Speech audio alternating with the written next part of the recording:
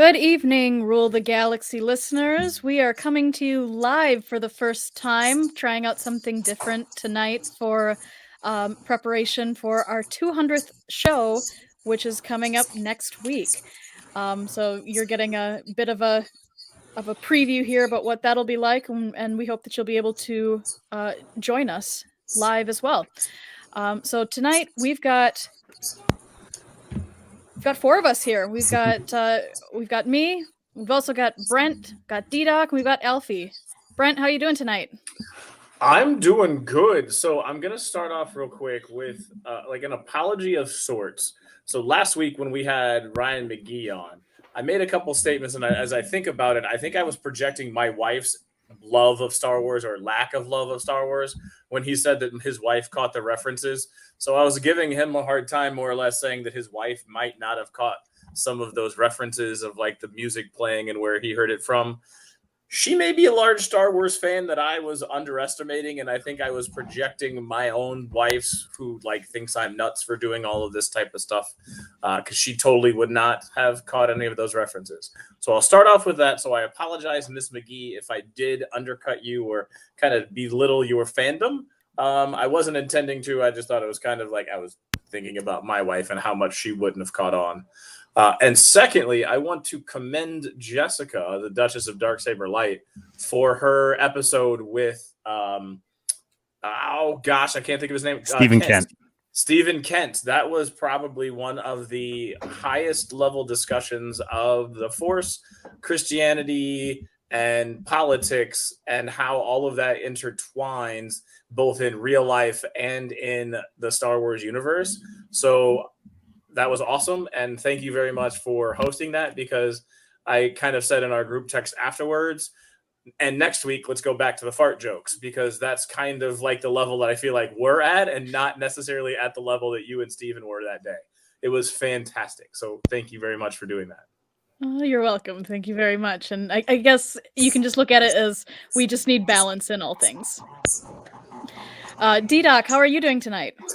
I'm doing good. I'm excited that we're doing this little live show. I think it's going to be pretty fun. I mean, I watched the last Mando episode twice. I always would like to try to watch them twice. Don't always get to. And I thought it was a damn good one. I even watched the one before it. So I've got 3 Mando episodes in, and then I watched last week's Bad Batch and didn't watch this week's, but we're still going to talk Bad Batch. You watched 3 episodes of The Mandalorian and you didn't watch Bad Batch?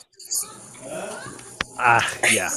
We got our vices. There's nothing wrong with watching a little. I love the Bad Batch too. I don't know what I'm doing. As I said, I was super excited to have 2 shows premiering on the same night, and it's like screwing me up for some reason. And it's really simple. Last night's Mando was 30 minutes long. The Bad Batch is 30 minutes long. I'm an idiot. That's just pretty much it. I just need to find the time to watch it. So, and you know what? I was going to watch it during the daytime today, and I wanted to show my kids Grogu jumping over the little other Paz Vizsla's kid, and I never show them the Mandalorian yet because I think they're a little too young for it still. I like to show them the Grogu scenes and everything like that, but they're starting to get to that age, so it caused me to watch more Mandalorian. But I'm ready to roll for tonight. Sounds good. And Alfie, how about you? How are you doing tonight? Doing good. We're lucky as fans right now. 2 great episodes of 2 good series this week, and I'm excited to talk about them. Well, and Ragnar is his name. Yeah, that's right. I'm wondering now if is it officially Ragnar Vizsla? He calls him Ragnar. It was on his the show, son. and he says it's his son.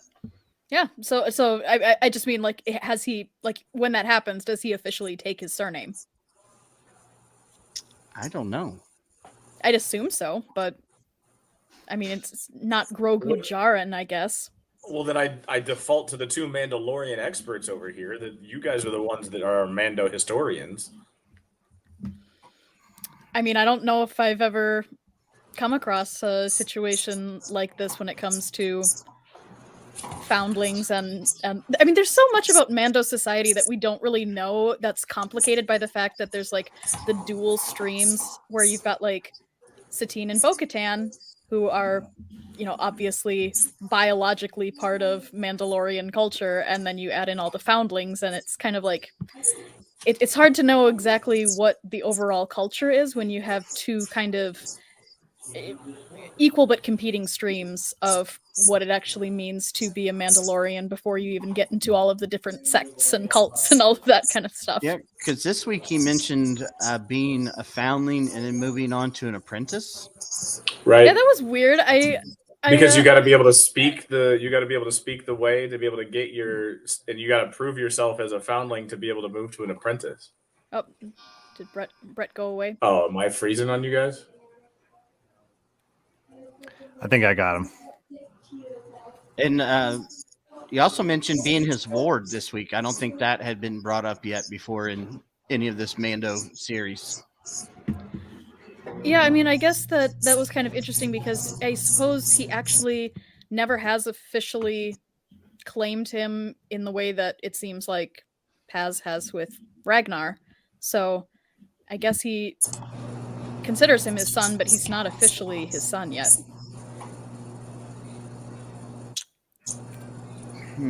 I don't know. It's all interesting stuff.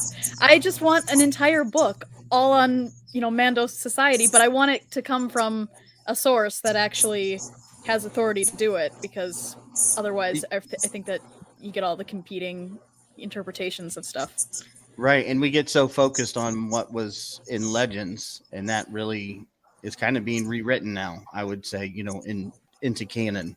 So it's like we thought of things one way, and now it's going in a different direction. I mean, true, though I feel like the Mandalorian story was rewritten all the way back in 2010 when the Clone Wars did the story. So, yeah, I mean, I think that there's generally the assumption that if something hasn't been retconned, it's probably still a part of the implicit Star Wars lore. But I also think that really nothing's safe either. Like, if something hasn't been addressed, it very well could be, and it could be rewritten. So I don't know. But how about we talk a bit more in depth about the last Mandalorian episode, since that's at least one that we've all watched. So who wants to start? Who wants to give general impressions of this episode? Oh, I could start, I guess. Did anyone else laugh their asses off when it started off with everybody just training on the beach and just like firing their weapons into the water and just like beating each other up and, wrestling each other? It's like, I guess it was almost like, like the Spartan training grounds. But the thing that cracked me up the most was them just shooting their weapons into the water, just like it's a firing range, basically. Yeah, it's just like me when I go to the property now. Just go in the back and just start shooting at stuff. I mean, I guess, that's what you do. Yeah. It was a really fun start, and just another look into like what these guys do. I mean, they're just in the middle of the desert, just hanging out and training. I mean, like, I don't know. I guess, do they ever plan to go back to Mandalore, or do they just plan to train on this planet or whatever? Like, what are they doing? Okay, that's my big problem here. What is the point? What is anybody doing anymore? Because the thing is that go back to season 2 and listen to what Bo-Katan says when they first meet.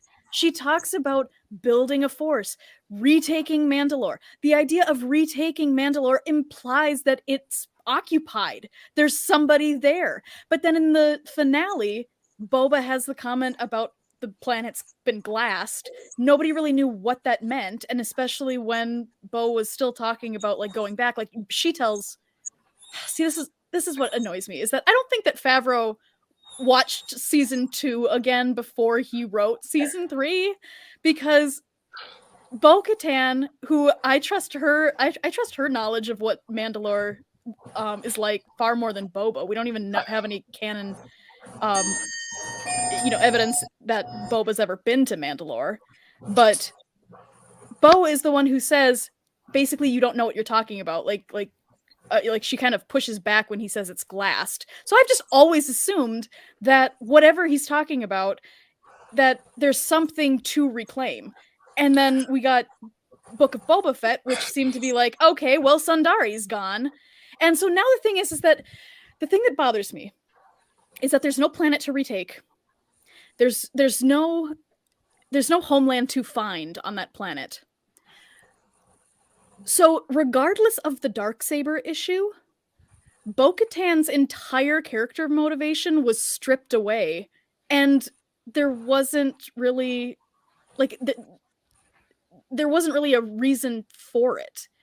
So now all we really have is like all of these dispersed Mandalorians and a Darksaber that has the potential to unite them, but we don't really know what they're doing after that. So I had a couple things. One, is it possible that it's not talking about retaking Mandalore as a physical planet and taking Mandalore as in reuniting the Mandalorians, right? So reclaiming what it means to be Mandalore. So that is where I'm going with that thought. As my pushback as you were speaking was like, it could be the metaphorical. I need to reclaim Mandalore, and so yeah, she did have all of that motivation because the planet is wiped, but she still wants to lead the group of Mandalorians. Well, fine. You can retroactively think that, but watch the episode. It certainly doesn't sound like that. Oh, sure. And then the other thing, what was I? There was another piece that I was going to, but go ahead, Alfie, while I try to think of where I was going with my other piece. I agree with you, Jessica, because the first time we meet Bo-Katan, she talks about how they are intercepting the shipments, and that the Imperial weapons will be used in retaking Mandalore. Yep. And then they take the ship, and one little piece that I've never seen come back is when they do take the ship, the commander says, ask Moff Gideon to send the fleet. That's what I'm saying. I don't think that Favreau remembers what he wrote. Now, also, on the flip side, though, it could also be that, like Brent is saying, she's preparing because once she knows that she claims Mandalore again and raises the Darksaber and all that stuff, that immediately they're going to be attacked by some force. You would assume the Empire, the Imperial. When they claim Remnant. what? Well, like when, let's say, whenever she puts out the Autobots, come to Earth call, and all the Mandalorians show up from out in the stars, and all of a sudden they're assembled again. Is anybody else getting really bad feedback? Yeah. Does somebody have a It's TV probably playing in the me. background? Yeah, that's it is it. you, Brent. Just At mute this and point, unmute. then I'll because probably peace out because there's nothing I can do about it. Well, just mute and yourself unmute. until you want to talk. Yeah, when you talk, it sounds perfectly clear, Brent. It sounds like, I don't know, there's just like a fuzz when you're not, for some reason. I don't know why it's not balancing it. But the point I'm making, though, is also trying to think around the problem of stuff that they've already established and kind of hinted at that hasn't happened. Yes, I was in the camp that at some point they would show up at Mandalore and this Imperial Remnant fleet would be sitting there waiting for them. Exactly. Obviously, that's not happening. So looking back at it, could you take it to mean that, hey, once we show our strength, they are going to attack? I don't know. But yeah, I agree that doesn't seem a whole lot of direction. And why the heck did they choose this planet anyway to live on? I mean, other than I guess it is perfect training ground for Mandalorians, but doesn't necessarily seem the safest place for a group that's trying to build its numbers back up.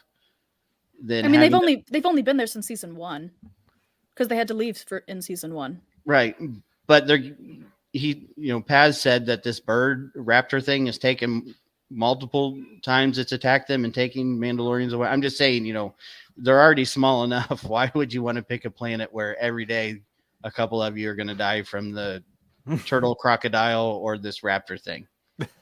I think the answer is that Favreau is obsessed with monster scenes. Have you counted the number of times in this show, and especially in season 3, where they're fighting monsters. Yeah, it's a lot. Yeah, they definitely do like the monster fighter situations, which like that did happen early on too.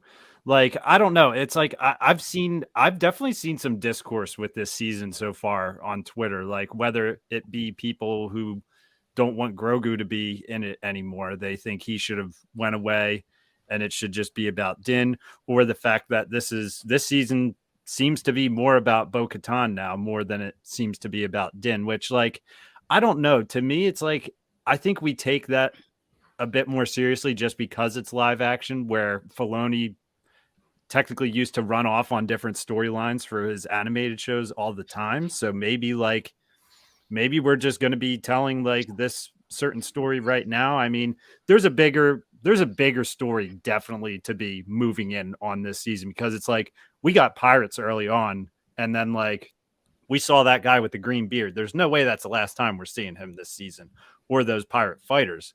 But it's like, I don't know. I guess people are kind of getting to the point where they're like, you know, where's this season going? Whatever. Which like, I think the other seasons kind of were like this too. Like, I don't know. I think like we kind of were on an adventure. We were trying to figure out who Grogu was or whatever, but there was a lot of levels of mystery when those were going on live. I'll say like where like questioning where it's going. I mean, when's the first time Moff Gideon even showed up? Like in the first season. I need to do a rewatch, but like I don't know. I remember just feeling last 2 episodes. The last 2 episodes. Yeah, like I don't know. I don't know. Yeah, I think this goes back to I'm sorry, Jessica, to cut you off. No, say what you want. I think this goes back to this constant discussion we have of, do you release everything all at once or once a week? And we're getting so used to being able to just go to the next episode. Now that void in the week, because this show is so good and we want to know what's next, it's a double-edged sword here. Yes, it gets us talking and we get to have these discussions about everything. But then again, it eats at us that we don't know exactly what's happening next. And we start the question of, well, now I think this was just filler episode. But in 3 episodes, you may look back and say, oh, now it all makes sense. Yeah, but I mean, I'll be honest. I'm very underwhelmed. I'm very disappointed in all of this, because yes, the first 2 seasons had a lot of mystery. The first season was kind of the introduction to this world and this premise, and that's fabulous. Season 2 was this let's find the Jedi, adventure where Din was realizing that there are other Mandalorians out there that don't look like him. And season 3, we knew was going to have a lot of Bo-Katan. So the thing is that there's been a lot of mystery in this show, but it's always been because Din has been apart from people who actually know about the history that's been hidden from him. And so whether or not they like, I don't know what they're doing with this plot. I don't know. I'm even annoyed with the fact that there's like no tension between any of the characters right now. Which I wasn't expecting from this last episode. But the bigger thing is that they're focusing so much on all of this action at the expense of actually giving us any new information. And that really just doesn't have to be the case, because they're in a situation where like they're just living together now. Like they are having conversations. And Bo-Katan should be the one talking to him about Mandalorian history, how we got into this situation that we're in now. And yeah, part of that comes from the fact that like I'm just wondering why there's no mention of Bo-Katan's sister. But even more than that, I'm really annoyed by the fact that they seem to be like trying to string out mystery when there are so many questions that this show raises that they never get around to talking about. It's things like, how did Bo-Katan lose the Darksaber in the first place? Like, what's been going on since the last that we saw Bo in Rebels? Like we've heard about the Purge, but we haven't really gotten any kind of face for what happened. Like she hasn't told that story. And so I think the thing that I'm just annoyed by is the fact that we are halfway through the season now and we haven't gotten really anything new than what we had in season 2. And I've always just been annoyed that they seem to be very stingy on new information. No, I can definitely agree like with points you're making, because I think part of it is that Andor was a very slow burn, and like also, I don't know, I had my own disappointments with Kenobi, and it's like Mando's the show that never lets us down. Like it like that's how it felt. And I guess like since they're kind of like doing yeah, I don't, you know, so much about Mandalore, and all the points that you're making is why is Bo-Katan not asking these questions and everything, and kind of acting differently. I mean, she did change like pretty quickly to where she's just kind of like, oh, like I guess part of it maybe could be that she's just seeing how Mando is being with him for a little bit more time.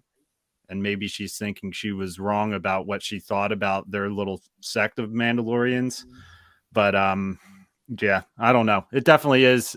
I have asked the question, where are we going here? You know, we've seen pirates, you know, who's the big bad if Moff Gideon was arrested, which obviously something's going on with the mind flayer or whatever, which sounds like it's from Stranger Things when I heard that thing.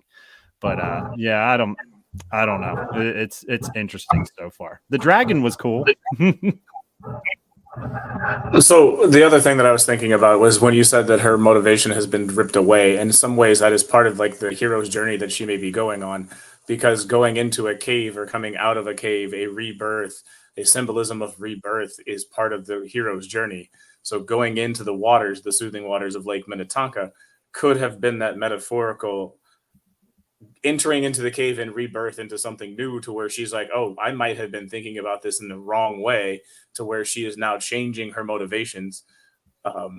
That's that is an interpretation that you can take on it. And that was what I was trying to think of when you guys were talking, and when I was my second point, but I will mute again.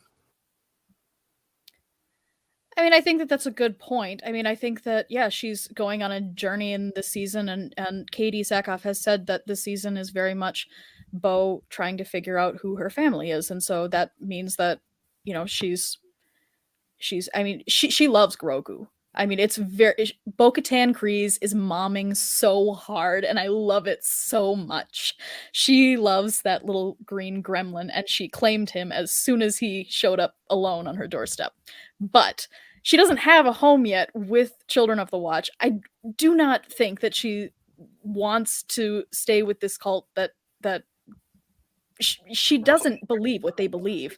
But on one hand, she doesn't have anywhere else to go. And so I get that, like, that's kind of the tension this season, but at the same time, like, I'm just not sure if we're seeing that either. Like tell me this. What did we learn from Bo-Katan's point of view in the last episode?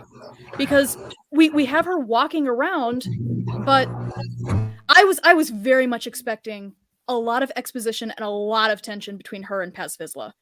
He clearly knows who she is, and that's pre-Vizsla 2.0, like right down to the fact that Jon Favreau voices both of them. And we just didn't get any kind of like tension between that. Like they're talking to each other. I don't know. I'm just not sure what we're learning about her. I disagree with you when you say that she doesn't really want to join them, because why else would she put the mythosaur on her shoulder at the same time as having the owl? She could have had the owl. She could have had nothing, but she chose at the very end to put the mythosaur on her shoulder plate. That is, to me, signifying that she wants to join that cult, that she is starting to understand that Mandalorian's is more than just the Darksaber. It's more than just having the culture that she had, that there is more to it. There are multiple different sects coming together. In my mind, she actually... The mythosaur isn't Children of the Watch's sigil. The armorer says the mythosaur belongs to everybody. Correct, but everyone that is in that, if you look at all the pauldrons and you look at what they put on Grogu's chest, everything has the mythosaur on it. Yeah, I interpret it more that, I mean, she saw a mythosaur. like this is kind of changing her. Like we don't know if she's planning to use this in some way, but like I see it more of like she's aligning herself with this strange creature that like she's seen and nobody else has. Okay, and I'm also the way I'm interpreting it is that she's aligning herself with the creature that is also the rest of the group is aligned with that same creature. So she's trying to bridge those gaps and bridge those divides in her own mind. That was my interpretation. Okay. Alfie? Oh, I think you're muted. My bad. Sorry about that. I really thought that the dinner scene around the fire, kind of had some semblance to her journey here and why she's, I guess, the change in her character. To me, it was when Paz Vizsla said, you're the leader of this war party. You get the honor of sitting by the fire while everyone else goes off to be able to take their helmets off to eat. That's kind of, to me, it was almost like she got what she's always been looking for. But then again, she's no longer the leader, but she did have that respect from these Mandalorians just by being the leader of this war party. And she got to sit by the fire. Where her story's going, I'm like with you, Jessica. I don't really know. I really thought there was going to be something more to Mandalore. I was really surprised that we got that in the second episode. And you got to think there's something more here eventually. And I don't know. I hope it pays off. I do too. I mean, I want to believe that there's a plan, but I'm sorry. Like I'm really kind of getting cynical that, I mean, Favreau has said they're not building to anything. And I think that believing that there's deeper symbolism to some of these things, like I'm honestly getting a little bit cynical that there is, but I'm hoping that it'll be satisfying. I'm hoping that it'll be more exposition heavy where we're actually going to get more context in the next couple of episodes. And I mean, I guess my biggest thing is that honestly, Bo-Katan's story, like whether or not you're as obsessed as I am, like she is the main character in terms of like she has a story to tell, and it's kind of annoying to me that her story is subsumed into Din's. Like that's just kind of what happened. That Favreau wanted to tell this story called The Mandalorian. Katie Sackhoff was the one who said, "Hey, Dave, my character's still alive. Why don't you bring her in?" And like I'm glad that she's there. I'm glad that we're getting some of this, but I also just think like there's a good reason why people are being like, "Oh, it's Bo-Katan's story now." And it's like, yeah, it kind of is, because she's got a lot more conflict and a lot more history and a lot more going on with her than Din does. Because I mean, honestly, I've always seen Din's not really a character. Din is more of a proxy for the audience, and he's kind of a blank slate. So the things that he gets told about Mandalore especially is also what the audience is getting told. And so I honestly don't know if this show 3 seasons in is anything more than just a way to get people caught up with what happened in the Clone Wars and Rebels in case they haven't watched. And I know that sounds really cynical, but that's the truth. Yeah, that is pretty much Din's character, because he, what's a Jedi? Does this look like Jedi stuff? He always kind of tells the story for the people that aren't caught up, if that makes sense. So is there something spiritual that happens when they watch the armor being made? Because if you go back to season 1, Din Djarin had a flashback as they were making and turning his Beskar into his armor, and Grogu starts having a flashback. So is there some sort of, not only is it like mythical and the Beskar important, but is there something in it that like mesmerizes them and makes them have flashbacks?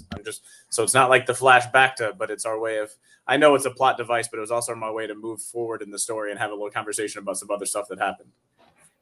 DDoc?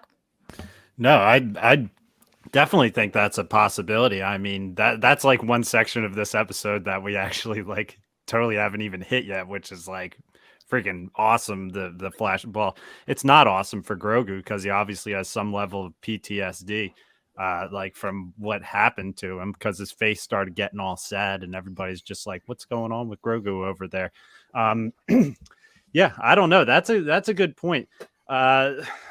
One thing I did want to touch on though, and I'm kind of going back on the topic, is like I right before this show, I was actually reading a little thread on Okairo's Twitter, and it was like people were talking about the fact that this group is called a cult because kind of Bo kind of like labeled them as that, but at the same time maybe she just really didn't know what it was like to be around them, and see that like maybe they're not that crazy.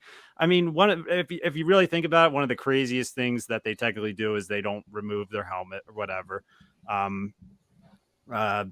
But really, other than that, it seems like they're kind of just like a tight-knit family that's not going to let each other down. Don't get me wrong, they're a little bit weird. Like they definitely are. But maybe they're not as bad as like it's made out to be. It might just be speculation. And now that she's spending some time around them, she's just like, maybe these guys aren't that bad. I mean, maybe I could.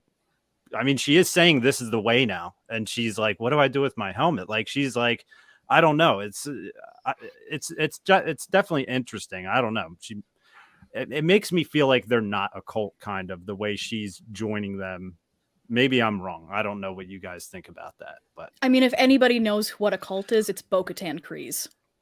She was Pre Vizsla's second in command. She was all in Death Watch. I mean, and see that's the problem, is that how can we know what's going through Bo's mind when part of what we've always wondered is who are the children of the Watch? Is this Death Watch 2.0?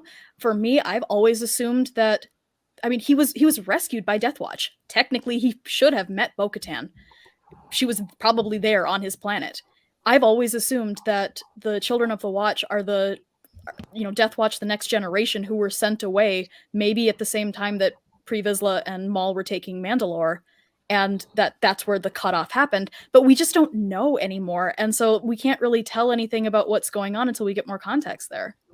Brent? I was just going to say, I have absolutely no preconceived notion of what any of this is, because the Clone Wars meant like very little to me. And like, so I'm going based upon, like you said, I'm a conduit. I am Mandalorian. I am the Mando who gets told everything from there. I know nothing about any of the depth of what you're getting into. So I'm talking about it as like the everyman who watches this with so I have no idea where you're going.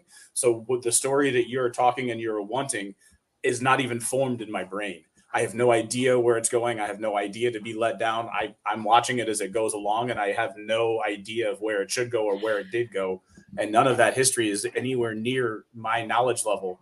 I'm just watching it and enjoying it. But see, that's kind of the thing.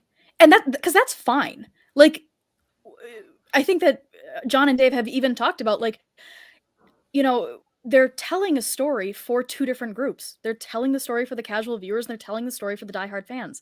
The problem is that truly, for the diehard fans, especially in terms of Mandalore, that's the thing, is that I don't think that we've gotten anything new. I truly feel like, other than a little bit that we've gotten in episode 2 this season, I don't know anything more from the Mandalorian in regards to Mandalore as a whole than I do from the Clone Wars and Rebels. They're playing very stingy, and the thing is that the problem with that is that when you have the majority, like, let's just say that 98% of your viewers are just the kind of casual viewers who watch something and then like never think about it again, which is absolutely insane to me, but I hear that people do that. And so, like, the thing is like, just like you, like they don't know. And so for them, drawing out the idea that Bo-Katan has a past but never actually saying what it is actually is tension filled. For people who already know her story, it's not. And so that's where I just kind of go, if you're telling two stories, how do you tell them in a way that it's both not overwhelming for the people who don't already know what's already canon, but how do you keep the 2% engaged who have already done the work, and who the bigger thing is the people who have been engaged basically through the last 15 years. For the casual viewer, it was the prequels, and then it was the sequels, and everything else in between, all of the Clone Wars and then Rebels, and through the Disney merger. That's stuff that most people aren't aware of, but I just kind of go, you've got a lot of people who do know that stuff. So how do you keep them engaged when, yeah, you're catering to the 98%, but you're losing me, John. You're losing me, Dave. Just introduce one plot point, please. They did introduce a plot point. They introduced Grogu's backstory, which is what I'd like to have a conversation about now. That doesn't change anything. It's moving the Grogu's story forward. No, plot point is something that moves this. You're moving Grogu's story forward. For 2 seasons, everybody wanted to know who saved him, Mace Windu saved him. No, it was Jar Jar who saved him.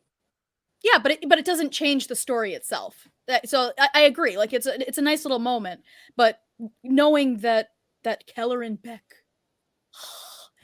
was the one who saved him, like that satisfies some people, but it doesn't actually change anything in the story. So that's what I mean by a story point, like a plot point.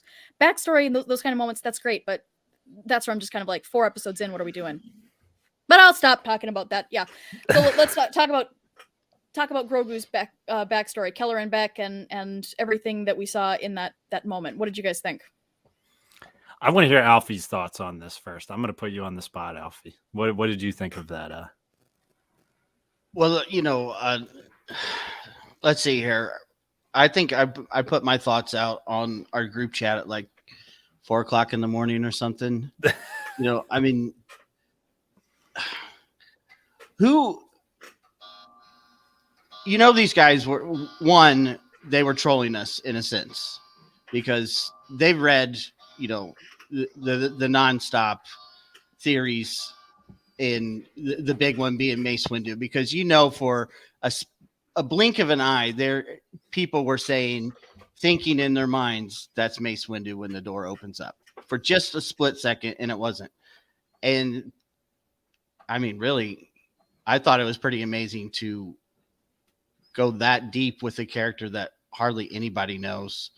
I mean, was that in anybody's top 10 of who would save Grogu?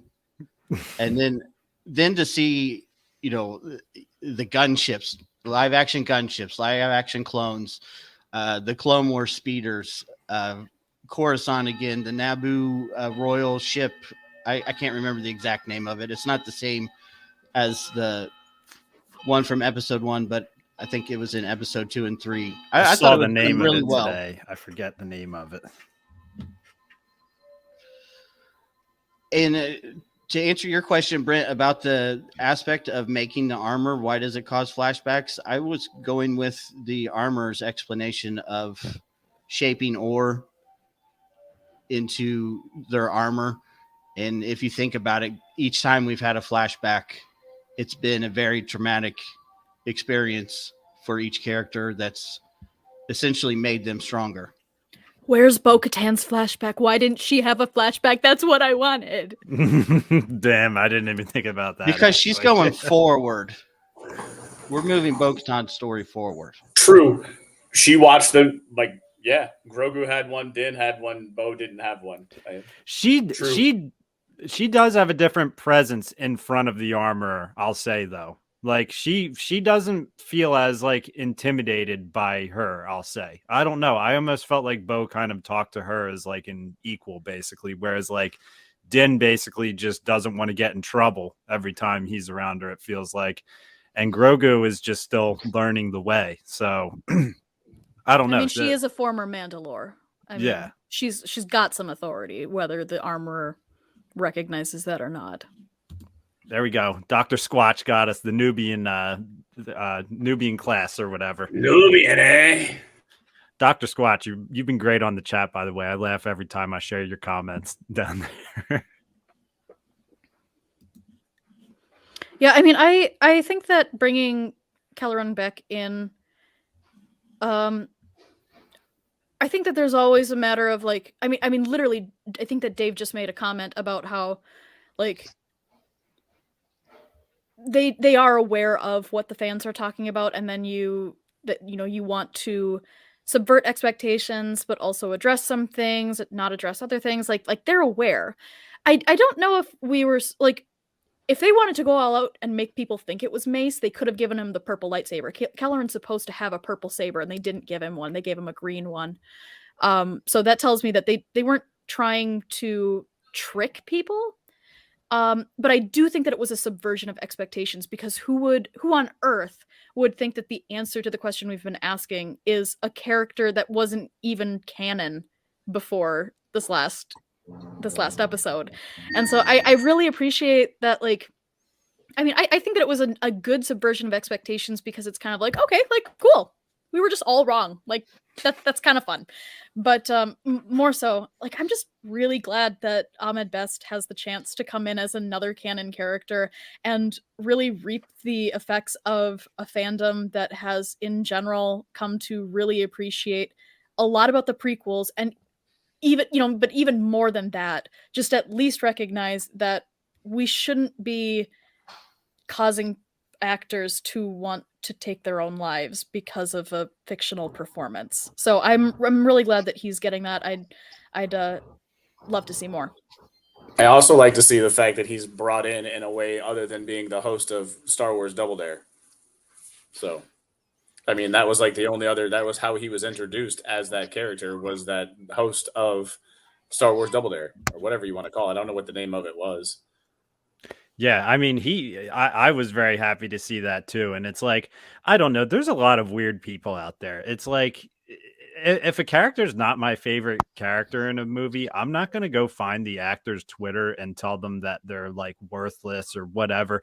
And the fact that the discourse even got back to them as much as it did during the Phantom Menace time, it's like the internet was still kind of like, still a little bit in its beginning stages. It's not what it is today. It wasn't as easy for that stuff to get back to you. And that stuff did affect them back then. So I was happy to see him come back. Plus he was badass with wielding those dual lightsabers.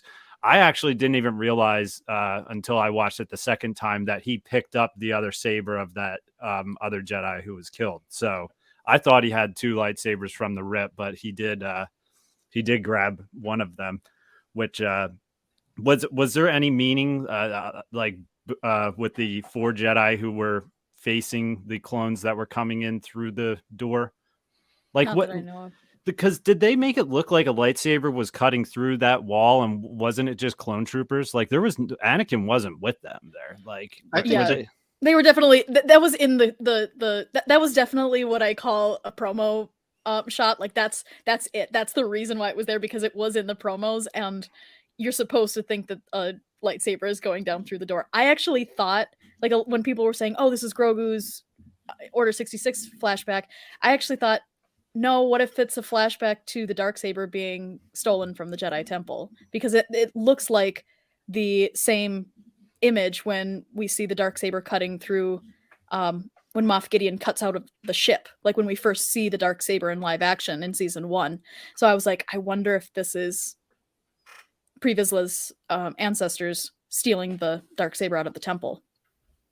Yeah, it was an interesting scene. I love seeing live action clone trooper armor too when they're not CGI'd. That is one thing that is really cool to see. It's something new to Star Wars because there wasn't a single real clone trooper outfit in any of the prequels. They were all CGI'd.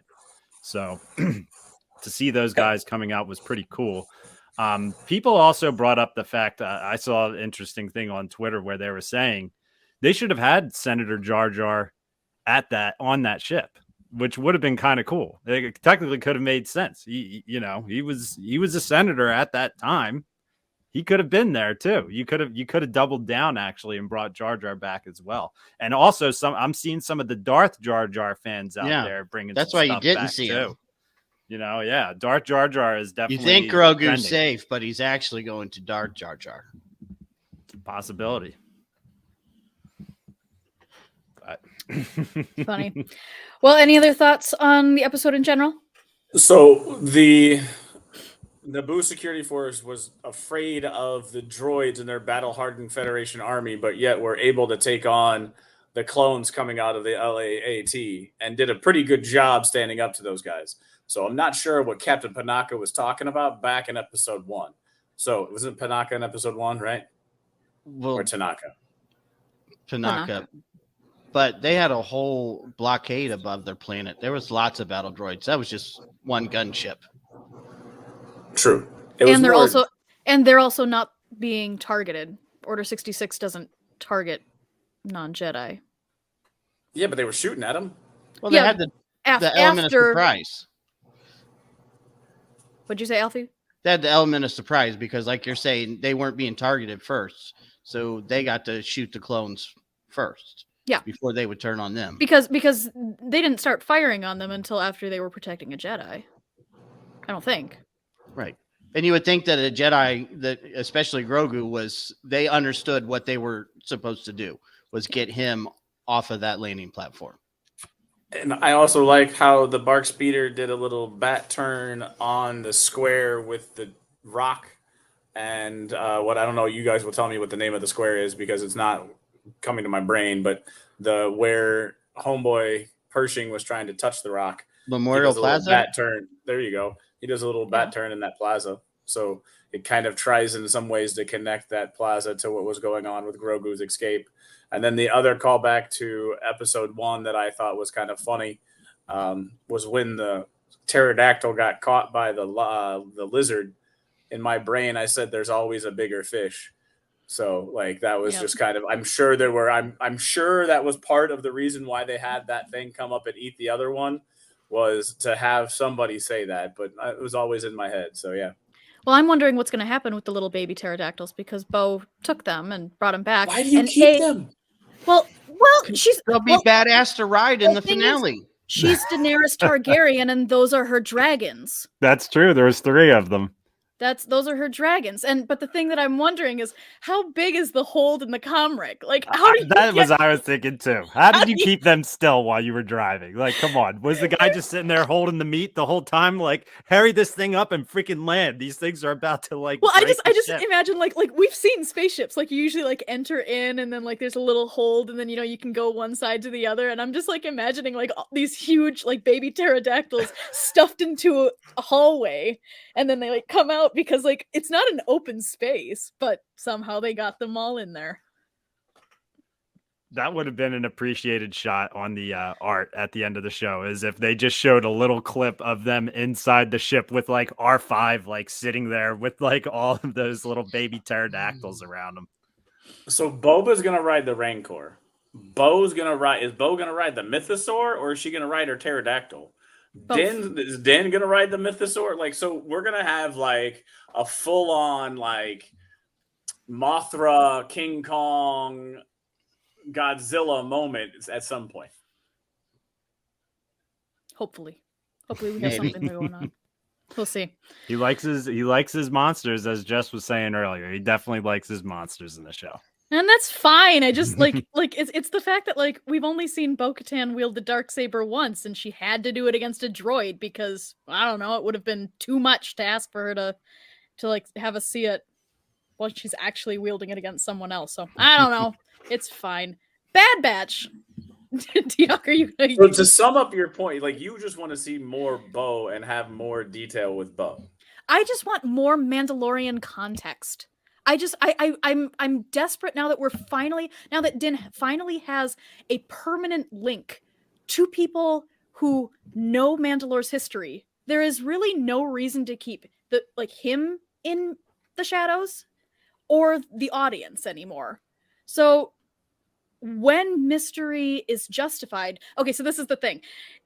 I used to be an intern at a regional theater, and one of the things that I had to do was to review scripts that people sent in that were things that like we didn't ask them to do that, but everybody does that.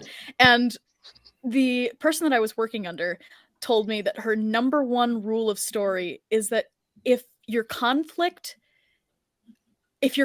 occurs just because your characters won't talk to each other, it's probably not good conflict. And that's the thing where it's like, right now, we don't really have any conflict at all. But the bigger picture here is that I think that if and when Bo does start to talk about these things, it's going to create conflict, but it hasn't happened yet because nobody will talk to each other. And that's what I just don't really get. I don't really know why they're being so stingy. That's really what I want going forward. I feel like that's the Mandalorian culture, is to not communicate, to communicate as little as possible. Like that's at least in the last 3 seasons, that is what I've kind of picked up, is the Mandalorian culture is secretive. I don't know anything about the Clone Wars culture, right? Like I don't know, because that's not something that I studied. That's not something I got into. But from watching the Mandalorian, what I'm getting from post Clone Wars, from post Death Star 2, the Mandalorians just don't talk to each other. There's not much communication, or the ones that are around don't communicate. The ones that are around Din Children of the Watch don't communicate because they are keeping Din's history from him. That's definitely. I mean, the Mandos are. I don't even think it's that. I just think they don't talk to each other. I really just think part of what the culture of the way that they have created is to communicate when it's necessary. Yeah, like when you decide. They always get the backstory when they're making armor. So I think somebody's going to have a serious piece of armor made. Or when you decide to clumsily run across a big dragon's nest and then you just yell, "That's my son!" A worthless man. Wait, hold on a second. That's my son. It's like, you could have told us that when we were around the campfire, all right? Like, you didn't need to wait till we were up here to tell us that. Like, I feel like we already knew. I feel like Pre Vizsla was just as emotional, but he was actually competent. Yeah, you're right. Oh, funny. Well, we're gonna have more, an episode next week. We'll have more to talk about. Yeah, we want to get into Bad Batch? Yeah. Don't worry about me. I'm gonna watch it after this. But if it's spoiled for me, it doesn't matter. I had the last episode. I listened to Brent and Joe talk about it, and then said I didn't watch it yet because I don't know. It's like whatever. We already got into this. At least we can't spoil. It's another Sid episode. It's okay. It's another Sid episode. Don't worry about it. No, I know that it's what is it called? Breaking point or shatter point or something like Tipping that? Tipping point. And I know that it probably has something to do with Crosshair, according to Twitter today. So that's something you guys go about it. I'm going to hang out in here and just listen. Do not worry about spoiling anything for me. I should have watched the show. It's my fault. So you guys hit it, and I'll just listen to it and then watch it for myself. Alfie, you want to go? Quick question before we really get into it. Are they on Scarif? Yeah. Pabu's on Scarif. I did see that theory that they're like running some tests and that's what caused the tidal wave. I don't think that. I mean, it's that's the theory. Yeah, I think it is canon though that they're on Scarif. So Pabu is on Scarif. Yeah. Where did that come from? From canon, I guess. I don't. Yeah, they showed the planet from them entering it, and then there was like I saw a side-by-side picture of them, and they're like identical. Like I don't know that they ever mentioned that it's Scarif, but the planet's definitely. Yeah, I didn't see any of the side-by-side stuff, but just watching these 2 episodes, it just like clicked. It's like, damn, are they on Scarif? But okay, so I get tropical. But I get the fact that what you're saying is the earthquake or whatever because they're testing something, but is like that's where the Death Star is being built above, but they haven't started on that yet, have they? Because Andor is when like there's but the dish. See, that's where I get confused, right? Because the canon Death Star is so confusing because it's been like the story has changed so many times with Rogue One in comics and novels in episode 2 and episode 3, because originally episode 3, the Death Star you see is just a prototype. And I don't want to get all into it, but it is very confusing. What is the actual Death Star and when does it get moved to Scarif? Because that's what, because if it is the earthquakes, then there's a cool little connection there in the background that, like, honestly, I had no idea. It was a cool remote planet. Could have been Ak-2 or whatever, wherever that was too. Like, Pabu was Pabu. I thought it was an island-based planet. So I mean, know anything. You're right. I thought it was canon. No, when I saw people talking about it, I thought that they were saying for sure that it was canon. But what I'm seeing now is that Wikipedia is not saying that it's on Scarif, and this 2 episodes ago was when Pabu was introduced. I was under the assumption that maybe it was something that was referenced in a book or something, like, oh, Pabu's this island on Scarif. Maybe that's where people were getting it from, but obviously whoever I was talking to they were speaking a lot more authoritatively than they probably should have been. I just thought, especially in this episode when they talk about like how remote they were, no one's ever going to find them. But seeing, this planet, I'm like, wouldn't it be like just a coincidence if they think they're hiding out, but they're actually hiding out on Scarif. So that throws a whole nother little wrench into the idea as if they're hiding out on Scarif, because I feel like that's going to be the retirement community for all the clones. Doesn't that throw another wrench into the system if it is Scarif and having retirement? Like, that's one way to get rid of the clones.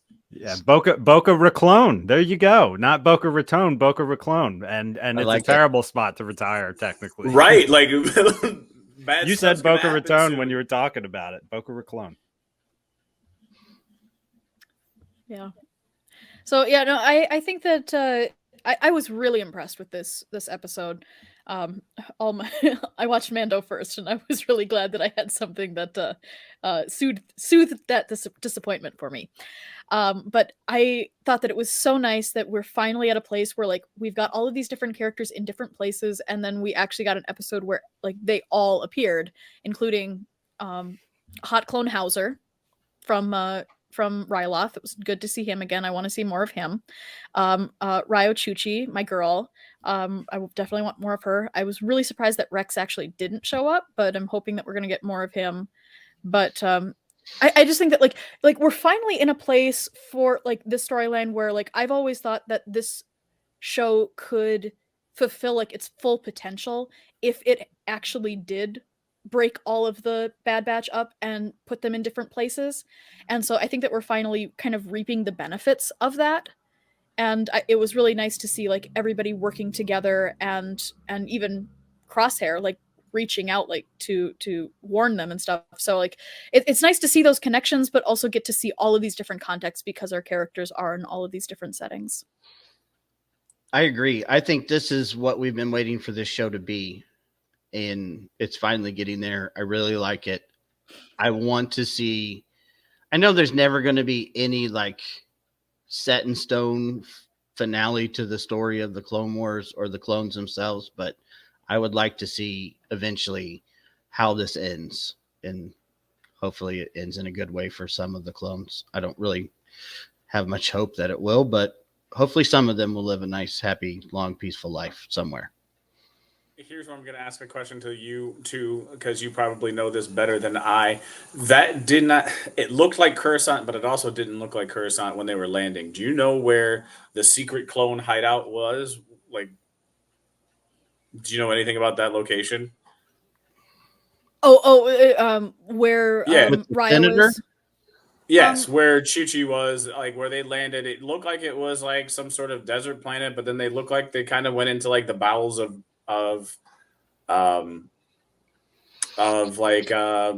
Coruscant, right? So it almost looked like it was like a 1313 type situation within the planet that they were at. So I wasn't sure where they were. I almost thought it was the mining planet that they liberated a few episodes ago. Was that this season?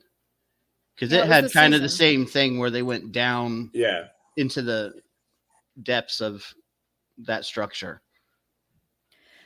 Yeah, that would make sense. Actually, I didn't notice. I guess I missed a couple frames because I just kind of assumed it was Coruscant.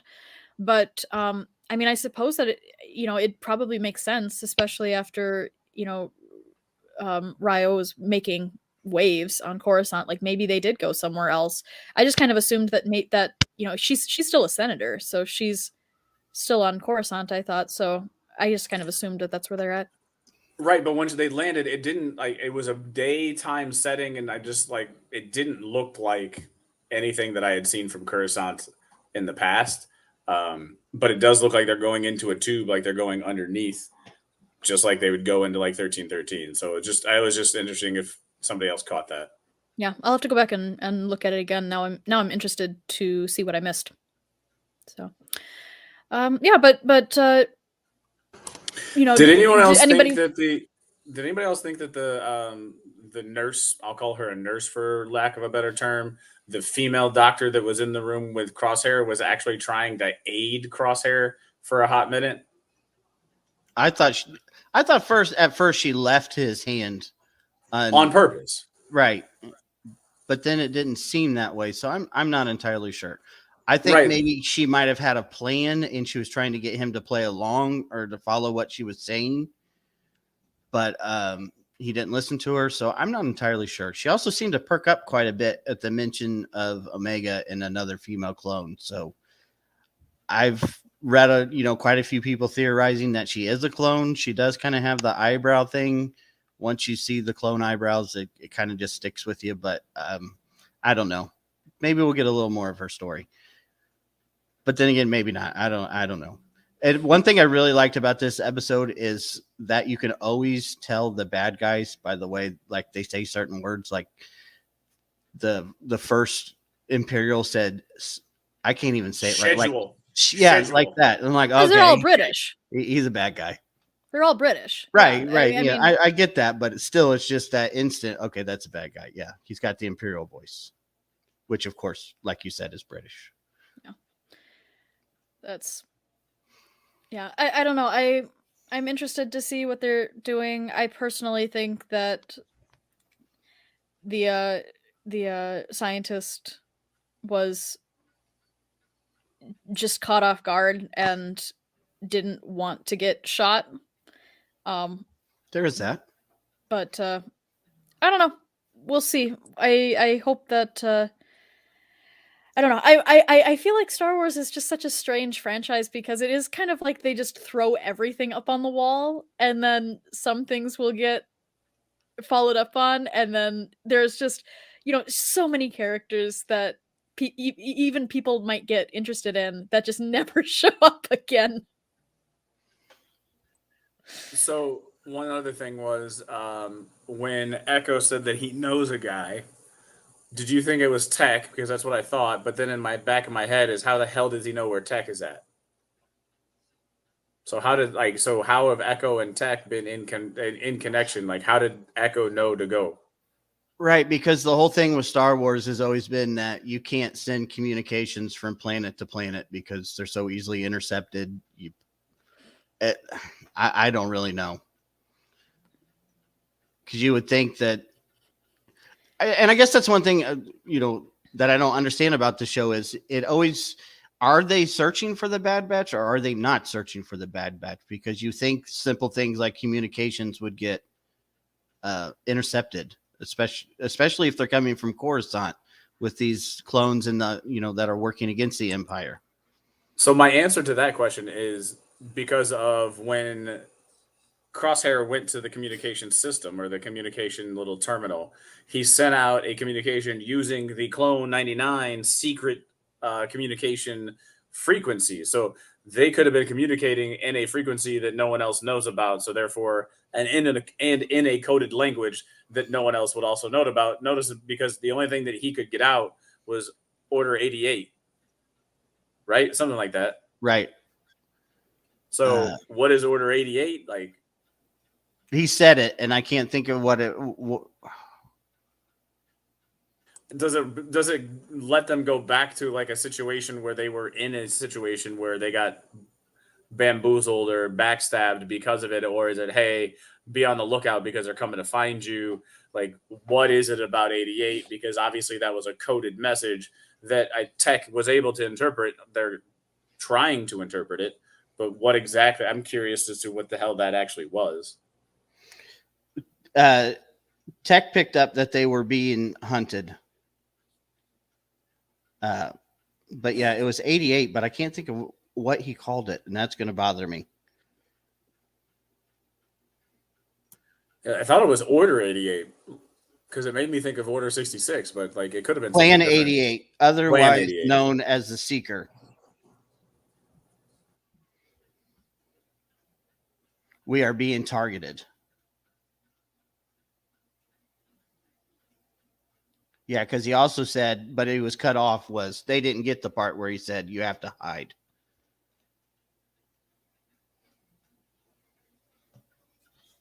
Well, it's interesting. I mean, I just think that like I get really in the deep weeds with the storytelling and character aspects.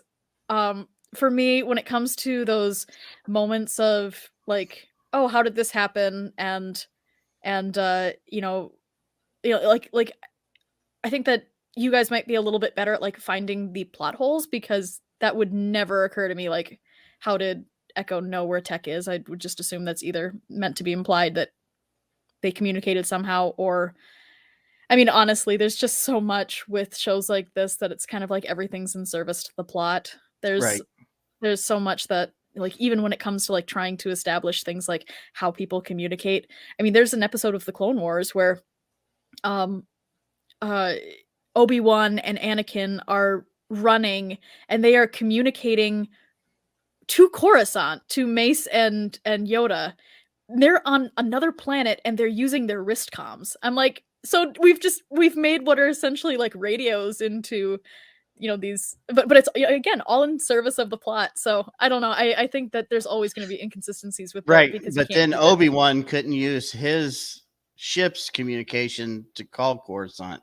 He had to call Anakin to call Coruscant. So that's where I get lost with the whole communication thing. You know, in Rogue One, they said we can't send a communication in Imperial space. You know, Princess Leia couldn't send the plane or, you know, something to Yavin Forge. He had to personally go there so that it wouldn't get intercepted. But yeah, I mean, it's just part of the plot. You just got to look past it and go with it. Yeah. And that's the thing, is that, I mean, in general, when these things kind of happen, I try, when I do see things that do bother me, I try to just tell myself that these stories are just supposed to be viewed more mythically.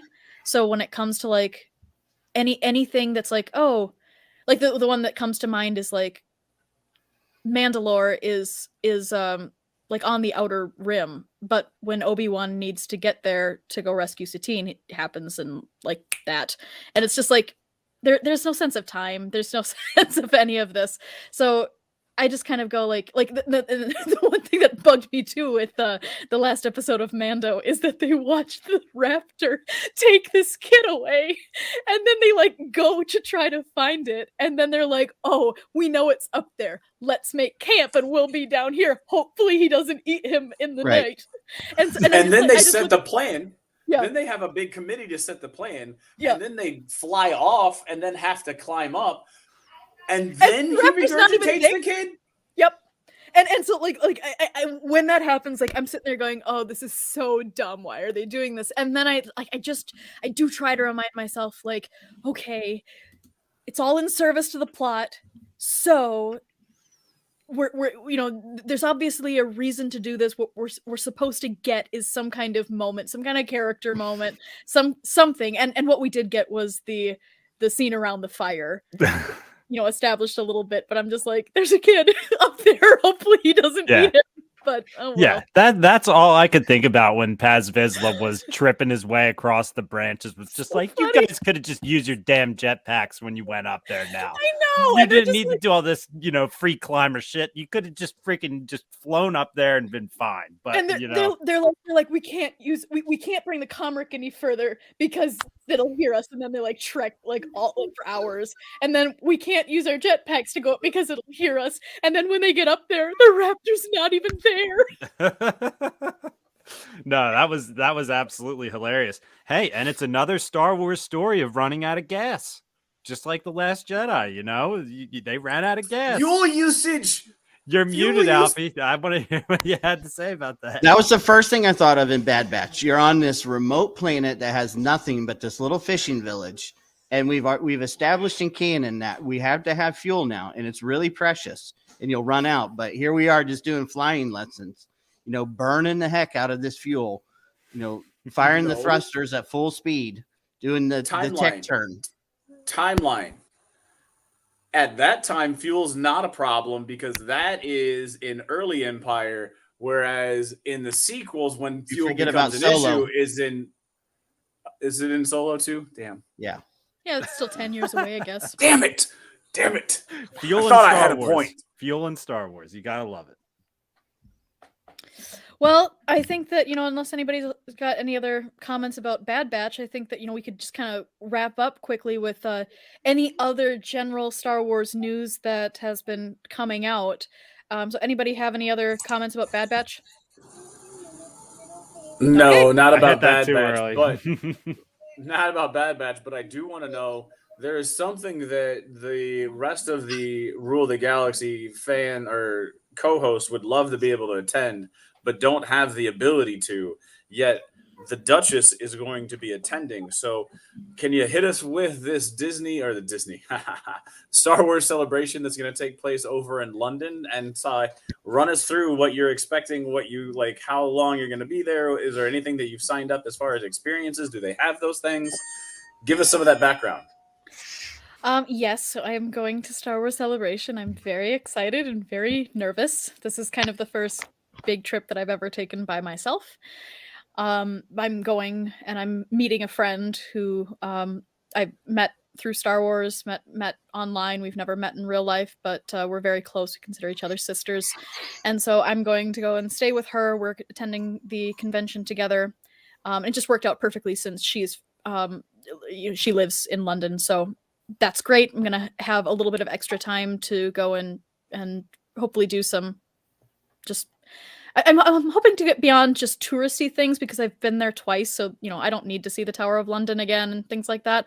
But just to kind of experience London in a deeper way than I have in the couple of trips I've taken in the past, where it was very, very quick.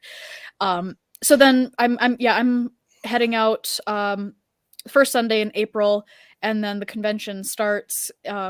It's Friday, Saturday, Sunday, Monday, and so we're attending all 4 days. In general, we are both just kind of going in with very limited expectations. We don't want to set anything up that we could be disappointed about. So really the biggest thing for me is that I'm going for the High Republic stuff. I'm creating my cosplay. I'm going to be Lena So from the High Republic. She's got 2 giant Targons, her giant lion tiger cats, and I'm making both of them, and they are about 3 feet by 4 feet, and they're very big. Yep, so that's a thing. And so I'm very excited to go because all of the authors will be there. And so there'll be a High Republic panel. There will be a High Republic, like an official meetup to take pictures and whatnot. And then there'll be some fan stuff that's going on as well. So that is really the only thing that I have on my schedule that like I have to be there. And thankfully, with something like that, I don't think that there'd be a chance that I wouldn't get into panels like that. Are you shipping them or are you packing them? Because that's where my them. I'm packing them, and Are they air filled? No, they are made of fleece, and so they're relatively thin. And then I'm going to stuff their feet and maybe some of the head, but in general, I'm going to stuff most of it once I get to London. But they're not that big. They lay flat because the inside there's going to be a zipper down the back, and then they're my bags, because they're going to be what they're going to be is they are giant stuffed animal marionettes, and so they will hang off of my arm, like I'll have them attached here, and I won't really have use of my arm, so I needed something to carry a bag, so I thought I'd make both of these giant lions my bags. So that's what I'm planning to do. Hopefully that's what works. I'm still in the process of creating them, so it's kind of it's hard to talk about these things without it actually. It just kind of still exists in my head. So that's. I pictured a Build-A-Bear. I pictured you were making a Build-A-Bear that you were gonna then have to transport over there, like 2 giant Build-A-Bear animals. So. That's what they kind of are. Like when you go to Build-A-Bear and you see the animals before they're stuffed. Like that's right. That's kind You're of what doing it before are. They're stuffed. I was thinking a fully stuffed Build-A-Bear. That's where my brain was at. Yeah. I was like, how are you gonna like she'd have to buy them a plane ticket? Right. Like, how are you gonna get it over there? Like, are you gonna do like a drop ship and get it over there a couple of weeks before to your friend that lives over in London? And like, yeah, no. Anyway, I'm just hoping that it'll fit into the. I'm just bringing a big suitcase, but that's all I'm bringing. So, just gotta pack light otherwise, and then just give us much room to be able to kind of fold up these giant cats and my costume for Lena, and that's what I'm planning. So hopefully it works. But I'm very excited to do that. I've been told by I've talked to Kevin Scott now, and he's mentioned that he's never seen a Lena cosplayer. I can't find any record of it, so it's kind of fun to know that I'm the first person in the world who has ever taken on a cosplay like this. So I'm creating all of my own patterns. I'm kind of teaching myself how to do a lot of this as I go along. I have some sewing background, but I'm teaching myself how to put in a zipper. I'm teaching myself how to use stabilizer on the fleece for these targons so that they don't just flop all over the place. And so that's been kind of fun. I just wish I had a little bit more time because I'm getting down to the wire and I still don't have that much that's actually been created. So, but that's really my only goal for Star Wars Celebration. And I just don't think that you can go in with any other expectations because you might not get into anything in terms of like the biggest like the main stage events. The earliest events in the day are all done by lottery. And I think that they do that so that they won't have long lines before the con actually opens. And so they do a lottery. You go in. I hear that you can stay there. And so if somebody's just like gonna hunker down and bring some food in and whatnot, like they could stay there all day. But everything else is just like lining up probably for long periods of time and trying to get a seat in a space that I've been told like this isn't the largest convention center space in terms of where Celebration has been held in the past. So I'm a little bit nervous. It seems like a lot of people and it's just going to be, huge crowds every single day. But I figured that as long as I don't really have any expectations, then I can't be disappointed. I'm happy that they are going to be streaming a lot of the panels, which in that case I'm just kind of like, who cares? I'd rather probably watch things on my phone anyway instead of being in the nosebleed sections and trying to look down and see Ewan McGregor or something like that. So that's all I'm planning to do, and I think that if I just go in with that and go to meet people that I've met on Twitter and that kind of stuff, I think that I'll have a great time. Yeah, I'm really excited for you to go to this. I mean, obviously you have it all planned out, and I can kind of see a little slimmer of or a little shimmer of your little dress back there in the corner is what I think I see. Well, it's dress form here. The all of the material is here because it still hasn't been created. That is awesome. You can see there's Lena's headdress up there, so that is so cool. That's where I love it. Going I absolutely love it. I love the idea of creating Star Wars stuff because like that's why I'm into the Legos. I love building ships and things that have to do with Star Wars. I love watching videos of people who do the costume work on YouTube. It's like, I don't know if you guys are familiar with Adam Savage from Mythbusters, but like his channel Tested goes into like all the backstories of movies and everything. And like, I love cosplaying too. Never have done it myself. I think I might do Cal Kestis at one point because he's a ginger Jedi and like, there's not many ginger Jedis. So Cal Kestis is like number one on my list if I ever do it. But I just can't wait to have you host a show on here and tell us everything that you saw on that trip there. Like, we're just going to be like, all right, what else did you see? And then just sit here and listen, probably. Like, it's going to be cool. And you might hear those movie announcements, you never know. I like your expectations going in, like you're going to have a great time no matter what. I'm pretty sure, obviously, but I'm excited for you to meet some Star Wars friends, which I'll be doing soon at the ICCC. I finally get to meet these guys here, so it's exciting. Yeah, that's really exciting. When is ICCC? End of May 25th, 29th.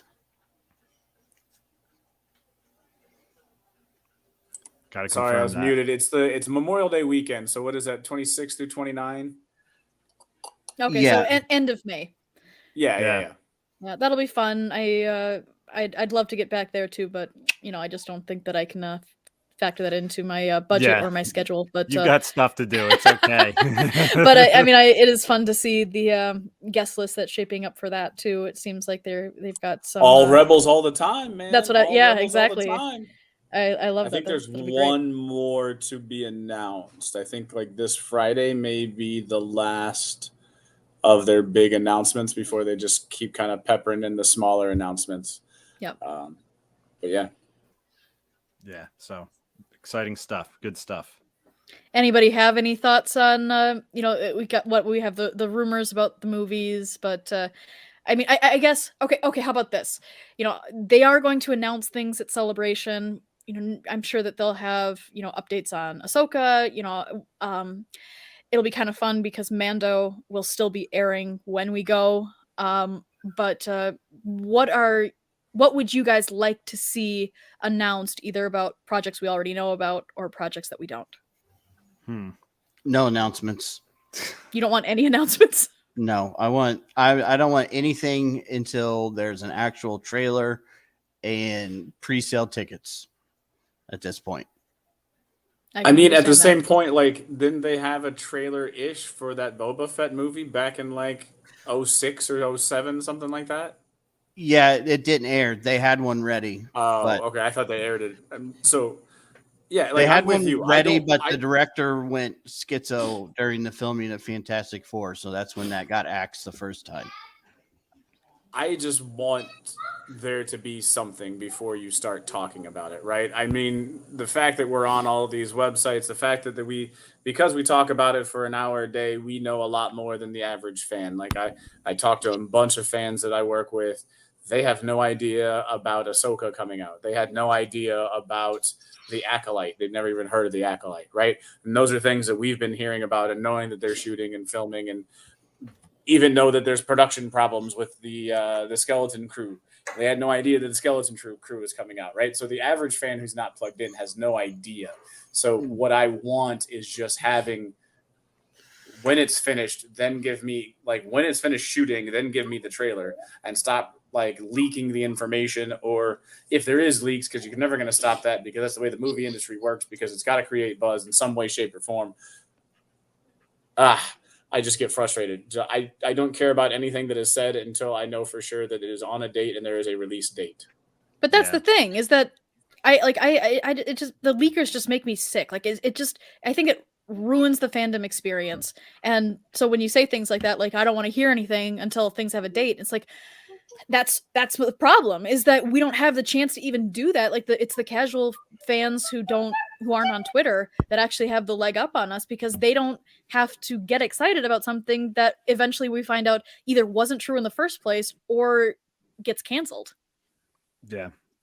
Yeah, definitely. I mean, from what I've seen, they were saying there was 3 movies to be announced. One that's in limbo or like having issues, which we already learned about this week with the writers changing to the writer who wrote Peaky Blinders, which Peaky Blinders is one of my favorite shows that I've ever watched. So I'm kind of excited to think that they'll be writing for Star Wars. It's technically not like a big step back in my opinion.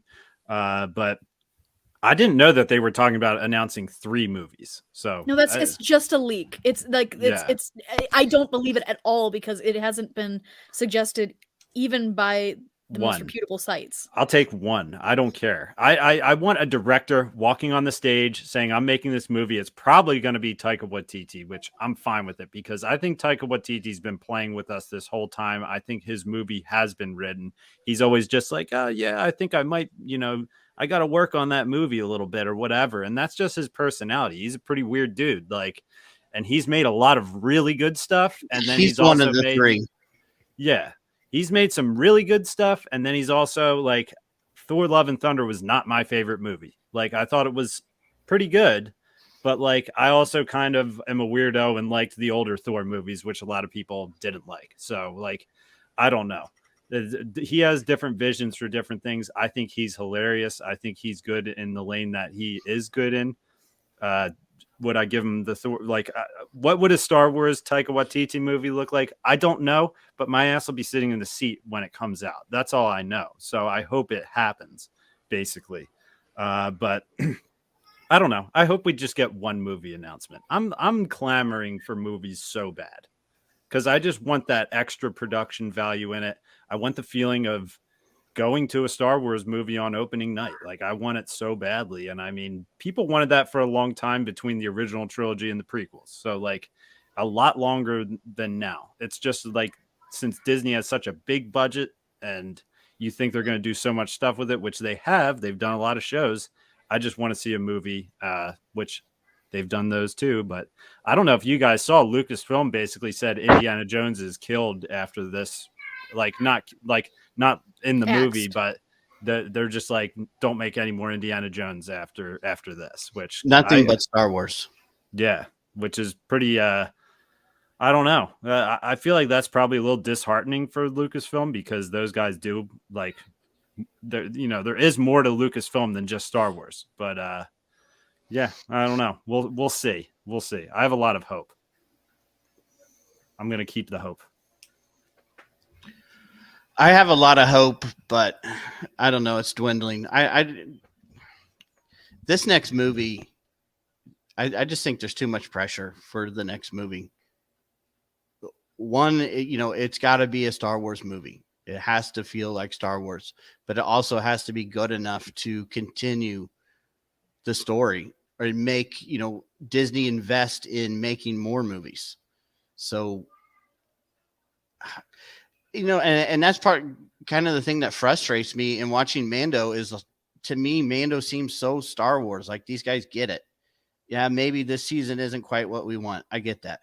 But for the most part, it just feels so familiar and so enjoyable. I don't understand how somebody can make 6 hours of, I think, is pretty good science fiction movies out of 30 seconds of content in the first Alien movie. But that guy can't, come up with a good Star Wars movie. I just don't understand. I'm not a writer, so, I can't judge anyone, but it just seems just strange to me that no one can get past the writing stage in making a Star Wars film. It doesn't really surprise me. I think that Star Wars has had a perpetual problem ever since the Disney merger. And that problem is that Disney acquired this massive franchise at the same time that George Lucas retired for good. Filoni was, doing well with Clone Wars, but he wasn't a director, especially in live action. And to be honest, Filoni's just not the best writer either. And regardless, even if he was, again, live action film is very different from animated television. But Disney wanted to make their money back immediately, and so they went right into the sequels. When I think that I've always said that the better option would have been if they started with a show like The Mandalorian and put their feelers out for both writers and directors who could prove that they know the world and that they have a vision that's going to be worthwhile. I'm really cynical about the future of movies, and honestly, I just really don't care about them because I'm not convinced that we still have anybody who's proven that they are able to write and direct for the big screen. And that's also kind of another problem too, which is that I don't think that writers and directors need to be the same, but it feels like, that's what they did with the sequels, and it does kind of feel like we're still in this era where we want that coming from, we want the writing and directing to be done by the same person, and I'm just like, oh, just the fact that we expect that nowadays just kind of tells me that do people even understand that those are two very, very different jobs? And so for me, what I would love is I would love some new writer who has, I don't know, I don't know where you find them, but someone who can prove that they understand the world. And then I would love a director who we've already seen do great work, instead of somebody. I think I'm excited for Taika Waititi's show, movie if it ever gets made, but again, he's not really in the thick of it in terms of Star Wars. I don't expect I expect that what his movie would be kind of this splash in the middle of a pond. He's actually said he's going to shake up the franchise. And so I think that we just kind of have to take his stuff as it comes. What I would like is I would like a new writer, and I want Bryce Dallas Howard. That's what I want. I agree. I'm all in on that. I would take Bryce Dallas Howard as just single director of the movie all day, because everything she's directed on Star Wars TV shows or streaming shows have been excellent. Her episode in the Book of Boba Fett with Mando was awesome. It was great. And I think she's directed an episode this season, which we haven't seen yet. So not yet. Yeah. So I mean, Taiko did 2 or 3 in the first season. Well, and Taiko he did directed 2. Like I think it's 2 in the first season. I he could was be wrong in on that my group. numbers. He was But in that was, group. He I was think one he of the did the first last season. 2. The last 2 I mean, episodes. but he didn't write it. He directed. No, he directed, right? No, I understand. I Yeah. support what you're saying. I do agree. I'm just saying that he does have he has been in the room with Filoni and Favreau to like, and I say Filoni because Filoni gives you the Star Wars perspective, and Favreau, it just knows how to make movies, man. That dude has had banger after banger. Except The Lion King. I'll give you The Lion King. I agree with that. Man. They all make money. It's in like the top 25 of like. Yeah. $1 billion grossing. success is still $1 billion success, even if it's a stupid movie. Correct. I'm just saying, like, I mean, the dude knows how to make movies, right? Like, I mean, I don't think anybody can argue. Some of the better movies you can sit back and say, like, damn, Favreau was part of that. So, yeah, like I'm cool with it, and I think they should be separate. But give me a release date where I know that it's happening and it's not getting pushed back, and I know that it's in the can, and I know that at least they've finished principal photography and that they're just doing pickups and what is it? The voiceover, the edits. There's a 3-letter word I learned from the CP3PO book. ADR. What is it? There you go. I knew it from the 3PO book. He talked about it. So when they're doing that stuff, then okay, I know that there's the project's actually there. Right now, they're not to that point yet. They're in production limbo. The problem is we're going to know what drink that the main actress had on a Tuesday when they're filming this movie. That's the problem, is we're going to know everything about it once it starts to happen. Okay, I have to admit I'm part of the problem here because you guys, Brent and DDoc, keep talking about like this stuff just started happening. Brothers, I read the script for episode 1, okay, on dial-up. This isn't new. It's not new, but the quantity and the quantity and the speed at which you get it are way faster. Yeah. It's an industry. To that point, I agree. The volume and the speed are what make it way more. I just want you to understand that this isn't something, that just started. Like, Ain't It Cool News and Dark Horizons were basically on, with the beginning of the internet, posting all of these stories. And I read them all. The difference, though, is that now people are making money off of it. I mean, these leakers, like, this is their industry. And so, like, yeah, I think that this has always been a part of it, especially if you're going to be online. But, it's unfortunate that there's just really no way to kind of, like it's hard to even sequester yourself from those leakers, especially when people talk about it. But like, there's no way to get rid of them because not only have they made it an industry, but there has been kind of the implication that like Disney releases, like Disney makes statements through the leakers, and I'm just like, that's just the worst. Oh, I know that for a fact. Yourself when we talk to a guy every week who is part of the leak culture. Are you referring to me? Yes, sir. It's no different than the NFL, though. The NFL, like, they have a legal tampering period, and then, like, guys start to sign places, even though the off season technically isn't over. Like, it's definitely no different than that. I don't know. I enjoy it and I hate it at the same time. Right, because to me there is a sense of fun in it because, like the Mythosaur armor, I read about that like over a year ago, and it's like, why would you do that? I don't know. I agree. I don't want anything spoiled for me at all. Because to me, part of the fun is seeing if it does come out to be true. Okay. Because when I read that, just like when I first read about Grogu, way before the Mandalorian came out, I thought that was the dumbest idea I'd ever heard.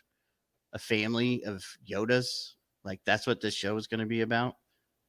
Now, granted, the leaker had walked into a room with all of the different Grogus. So, yes, he got it wrong, but in a sense, he was right. I don't know. To me, it's yeah, you don't want it to be spoiled, but then again, what if it isn't 100% right? Because, like I said, the Mythosaur armor, I thought that's the dumbest thing I'd ever heard. Why would Bo-Katan get Mythosaur armor? Let's not go back there.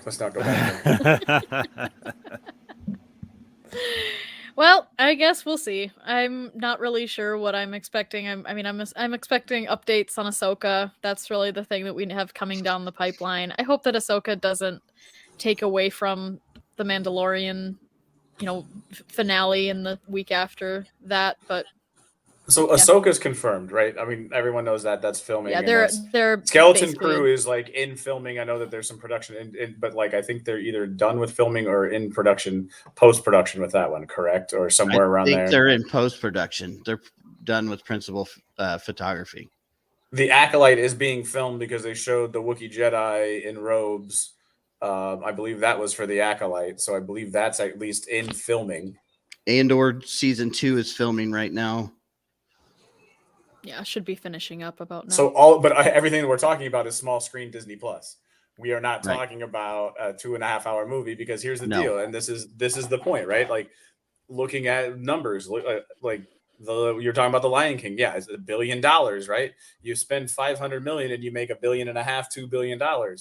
You make a lot more money if you go into it and you go in and make a movie. Like what Dungeons and Dragons is coming out with a movie, and Hasbro was trying to cut off the people making the free license so no one else can get the money but Hasbro and the Dungeons and Dragons Wizards of the Coast. If you don't follow any of that drama, that was a drama back in like January.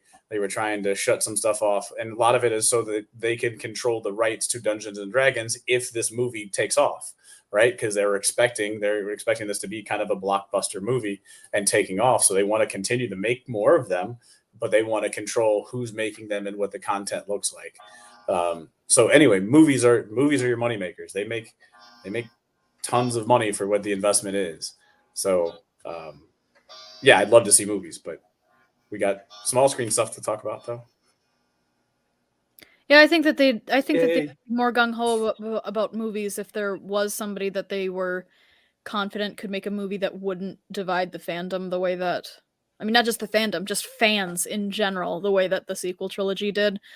I think that they probably are kind of gun-shy in terms of those kinds of things, though I don't think that they really need to, because even the sequels would have been better if it hadn't been the Skywalker Saga Part 3. Like it's not so much what the sequels were as it was tying it into the already defined Skywalker Saga.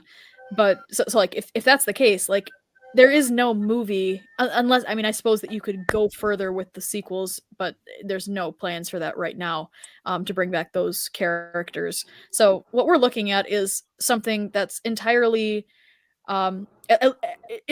or at least generally tangential to the main Skywalker story, which I think means that I think that they could probably have a general confidence in the idea that, like, if they do it well, if it's a good story, if it, gives the diehard fans something and also just kind of like gets everybody into the theater, I think that they just need to commit to something, because I don't think that they can really go wrong.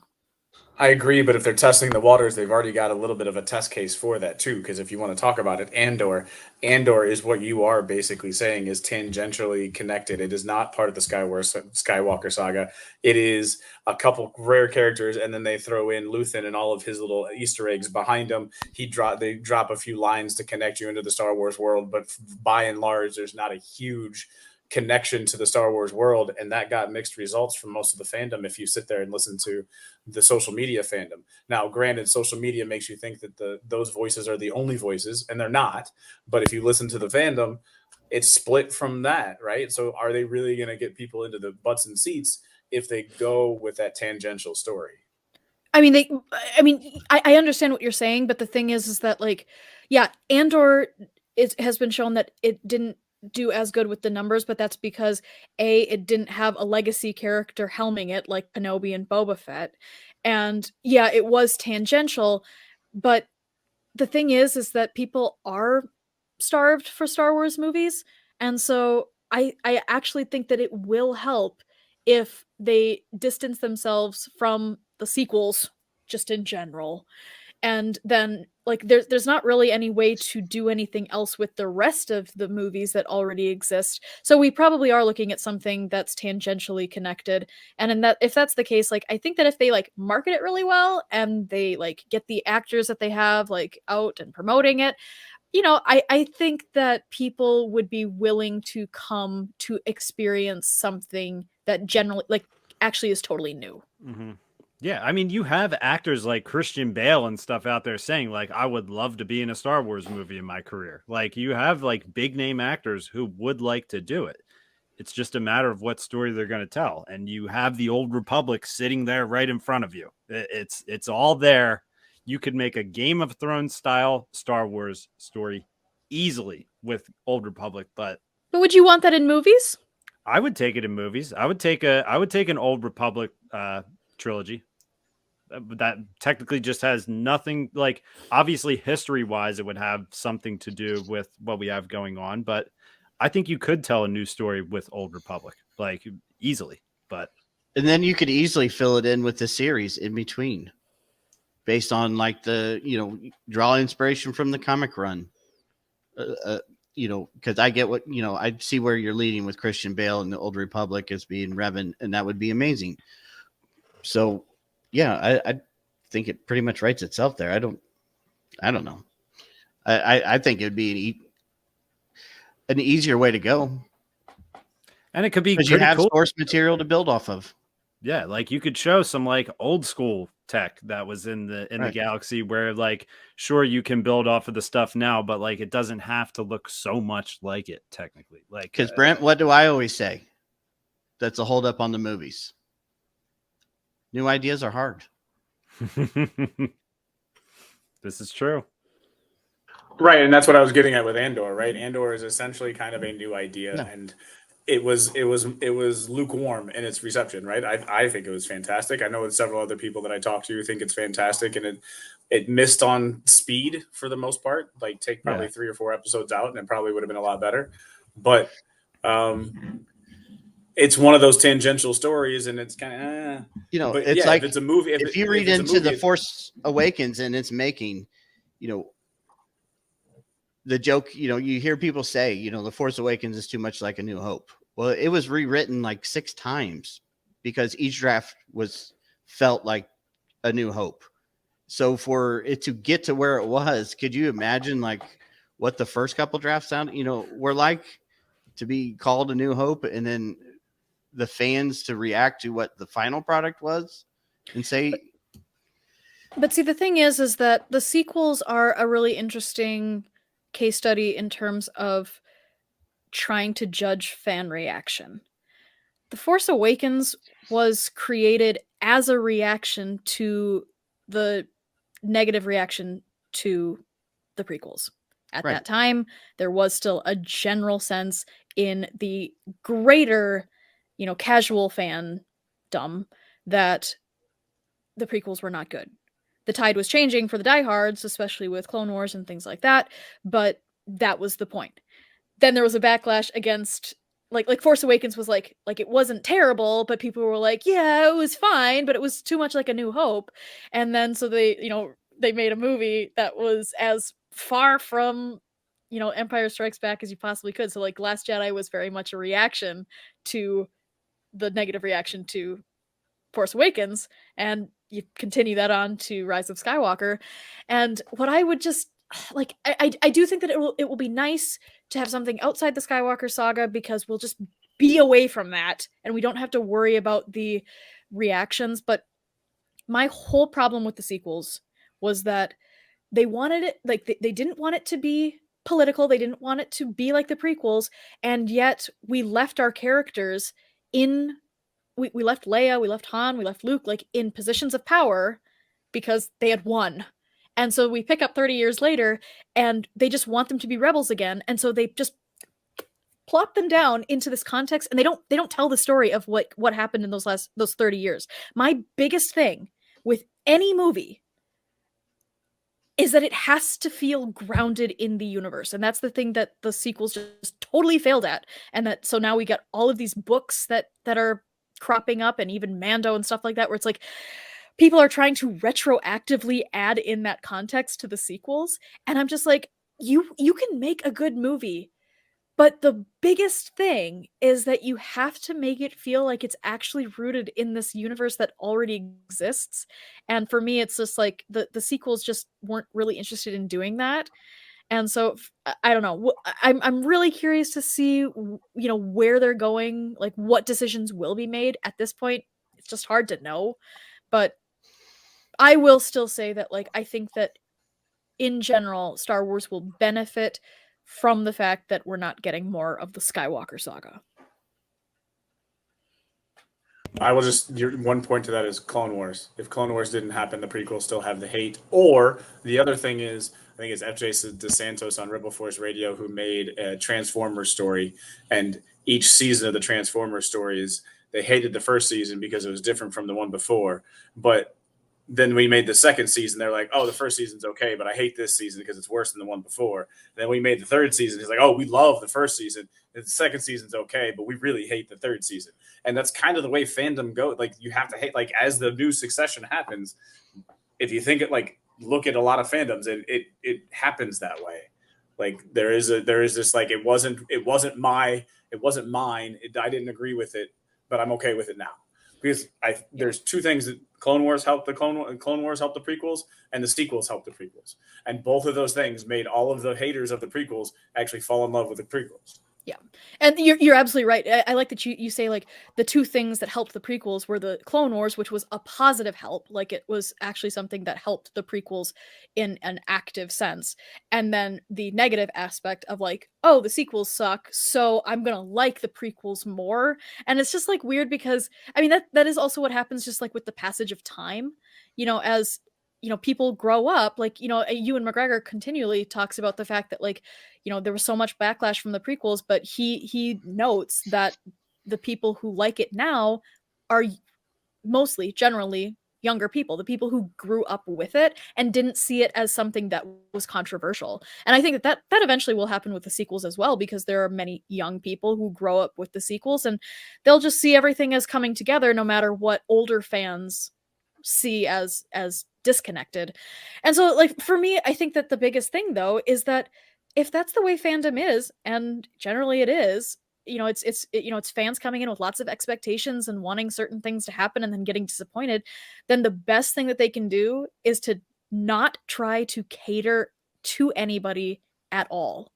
Don't try to, make, Force Awakens not like the prequels. Don't try to make Last Jedi in reaction to Force Awakens. Just tell a good story. And if it's accepted well, then that's fabulous. And if it's not, it's fine. It'll eventually be appreciated for something. I agree. I can get down with that. I agree, but I think we'll see a Luke Skywalker before we see anything new. That's just my opinion. I really hope not. Oh, I am 100% in agreement with you, but I have a bad feeling that will be the Hail Mary to try to right the ship. You have a bad feeling about this? I have a bad feeling about this. Yeah, no, that's the part that is really hard is when tides change. But again, Lucasfilm is too interested in what something, like, how people reacted initially. So, I mean, like, I think that you're probably absolutely right. If we get more of the characters that we already know, it's going to be AI. And as somebody who has, I'm an actor, I'm a writer, I'm seeing all of these AI things, and I'm scared. Like, this is I don't absolutely like it terrifying. at all. But what against it totally. Totally. I don't like it. It's scary. And the thing that scares me most is the willingness for, big companies like Disney, who just see it as a money-making venture, and they're like, oh, Solo didn't do well, and so I guess we won't recast people. And I'm like, yeah, but as the years have gone on, the tide actually has changed, where, like, Solo is actually appreciated for a lot of reasons, and I really like the casting decisions in that movie. To the idea that, like, we could get full-length movies that actually don't have a real person starring in them is just makes me shiver. It's just terrible. What are you going to do on premiere night? Are you going to have like one of the old school rolly carts with a screen on it of the CGI version of the actor? Like when you're walking in, like, I don't know. I did enjoy seeing like Luke's face redone. Absolutely. Like I thought it was cool. But at the same time, when I saw the guy who played the like body figure of him, I'm just like, it could have just been that guy and I would have been fine with it. There's good actors out there who can continue these legacy characters and create their own name for themselves. Commit to it. And how sad for I think we've had 3 different Lukes just in the appearances that he's had in Mando and Boba Fett. And while I think that there is kind of like there are people who seek out those actors and like, oh, like to appreciate them. In general, they're not stars. They'd be stars if they were Luke Skywalker. And so like that just, again, as an actor, I just go, why on earth would you basically hamstring the ability to have a new, younger star portray a character that is already beloved? Why on earth would you want to just say no to all of that and just say, oh, we are going to create a computer Luke Skywalker and assume that people are just going to accept that? Yeah. I don't know. I don't get it. The movie stars make people money too. Like look at Tom Cruise. No matter what, people show up to see like Tom Cruise movies because he's a movie star. Yep. Like you can still create movie stars, like, but I don't know. I don't know. I'm totally on board with recasting. That is one thing I will say. It's cool to see it. That Luke Skywalker scene was one of the coolest things I've ever seen with Star Wars. There's no doubt about that for me. But I'm all in for recasting. Yeah, I don't want to see that for 2.5 hours. It was cool for a 2-minute scene, but I don't want to see an entire movie that way. Yeah. Well, the thing is that at this stage they can't. AI is progressing, and it's scary how fast it's progressing. But there is a reason why Luke Skywalker is the one that we got an AI face of, and it's because as a Jedi, he's pretty neutral faced. Try to do that with a character who's, very emotive. You can't do it. It won't look good, and you'll get the same effect of like the early CGI or the early AI portrayals of Tarkin and Leia. Like you will get that, and I'm not saying that it'll never happen, but right now Disney is not in a place to do that because they just can't. And I think that it would be great if they would just say, that's not something that we're committed to. Just recast the characters. Just recast, but commit to it. Yeah, go all in on it. I agree. Yeah, pick your guy and say you're our guy, and that's it. Yep. You're our writer, you're our director, you're our star of the movie. Let's go. Like that, and no rewriting, no, like, this is it. Let's ride and see what happens. You have nothing to lose at this point. You've already fired how many writers and switched how many directors. Just say we're choosing you guys. You guys are our guys, and that's it. Like if you're a director going into a Star Wars movie, you don't know if it's going to happen. If you're a writer going in, you're expecting to probably get axed. It's like it's like a freaking buzzsaw. Like I don't know. They just need to just get some consistency. But there's probably going to be a shakeup in management soon. So we'll see what the future holds. Yeah, it'll be interesting. I think that, in general, that is actually how the entertainment industry does work. You never really know if you're going to finish a project that is right, that you start on. But I mean, I think that the bigger thing is that, like, I think that we just need to, like Lucasfilm, whoever's making these decisions, they just desperately need to stop trying to anticipate the way fans are going to react, because that has not gotten them anywhere in terms of being successful. So just find somebody who can tell a good story, get a director, who has proven that they can direct, especially in Star Wars. And I just say, go for it. They're kind of just faffing around and not making any decisions. And I just kind of go like, I personally really do like the TV show model. I do wish that there was more of an emphasis on live action or filming on location as opposed to using the volume. I loved Andor, thought it was fabulous. If everything could be like Andor, then, I mean, honestly, like for me, I'm just kind of like, I don't really need movies. I think that they're a lot of waiting for 2.5 hours and then they're done, or there's a a cliffhanger and then you have to wait another 2 years. But in general, I'm just kind of like, okay, well, Disney's got some decisions to make now that Mando is kind of like this whole like Favroni verse is like in motion. Like this is going to keep going.